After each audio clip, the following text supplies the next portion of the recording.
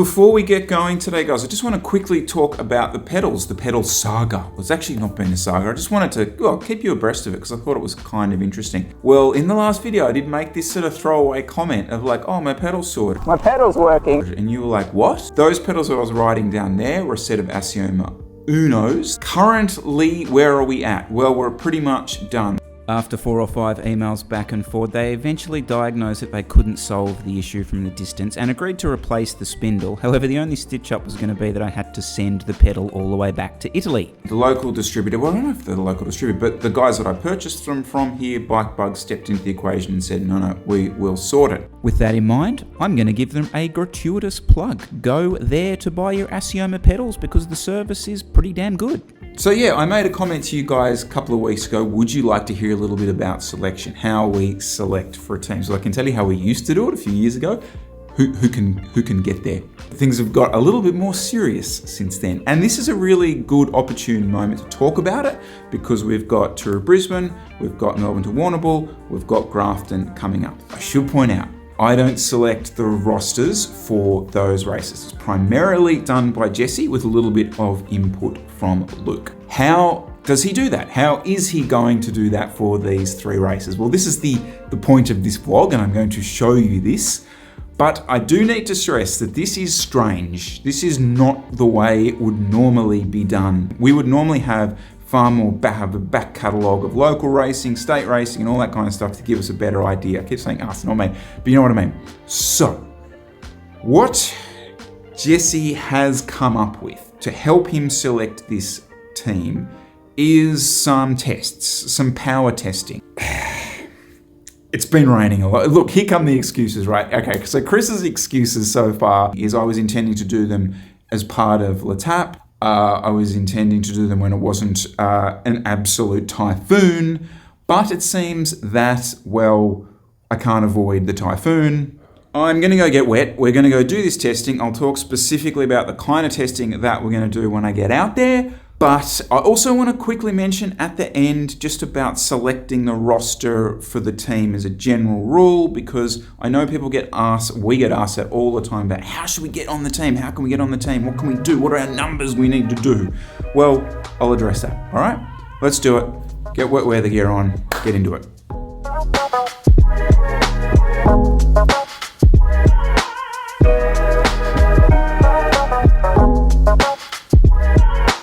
I was about to make the comment as soon as I got here.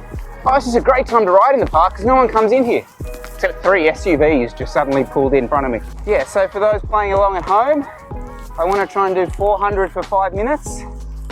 And the 10-minute one, well, I did Berry Mountain the other week at 350, so I think somewhere like that should be all right. Right, so yes, doing it on the gravel bike. Just don't want to put my normal bike through this slop again.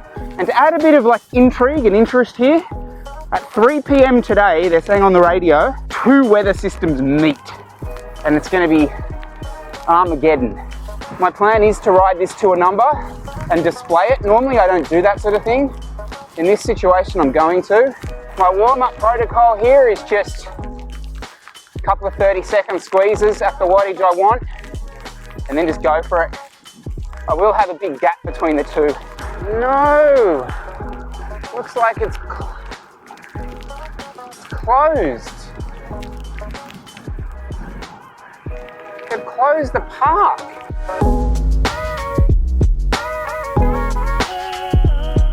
That's why the road's closed. Closed to cars. I checked with the guy. He did so I can roll through. So as you can see, the walkers are here.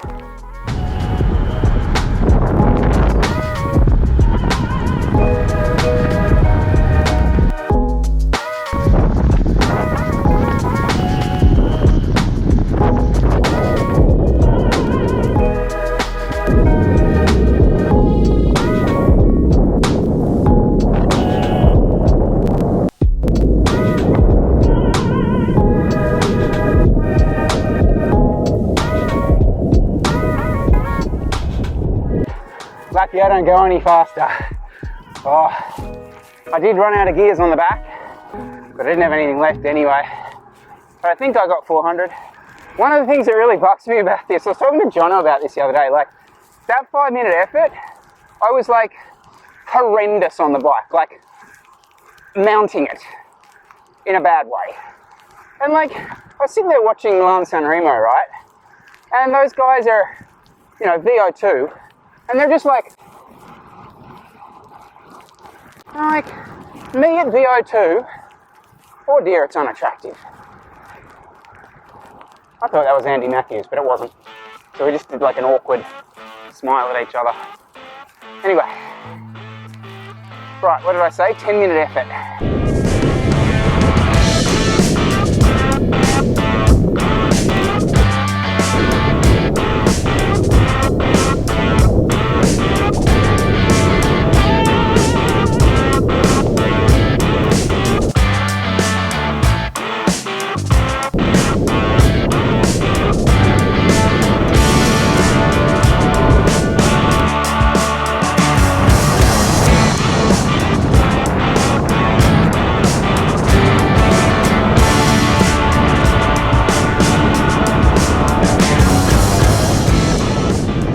Yeah, so just over 350, which I was happy with, but we'll get home and I just want to talk a little bit about what power should I do to get on team, blah, blah, blah. And I just want to address that stuff when I get home, okay?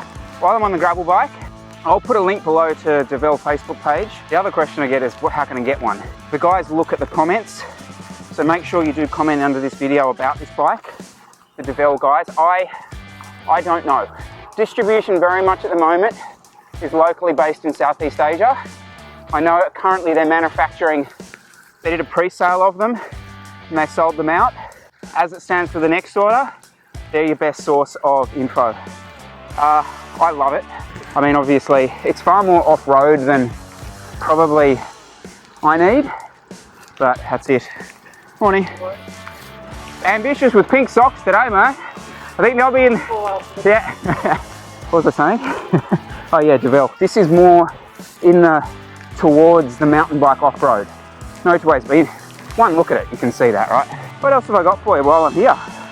Oh, can I just say, my last vlog, the attack one, I reckon I've reached the pinnacle of on-bike vlogging.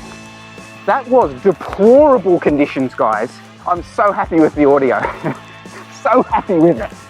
So I think that's it.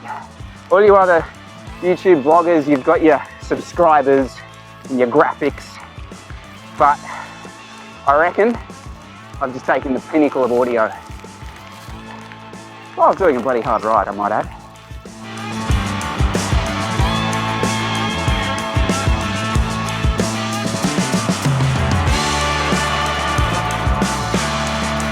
Right, dried off.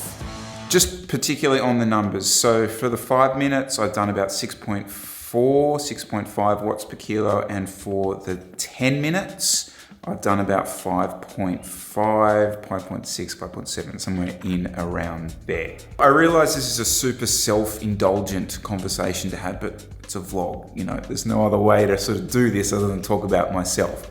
But let's ask the question, okay, is this enough to get me selected? And the short answer is no, but it's not that easy, because whilst those numbers are probably comparatively to, let's say, the second half of the team, there is more to being selected, especially when we're looking at a really, really strong team. So this is the point I really want to get across. Jesse really uses like a 3-step selection process. And the first step is, well, who are the 7 fittest for the bike race, okay? And that can be broken down to race results and then numbers and performance in local stuff, state stuff, and that kind of thing.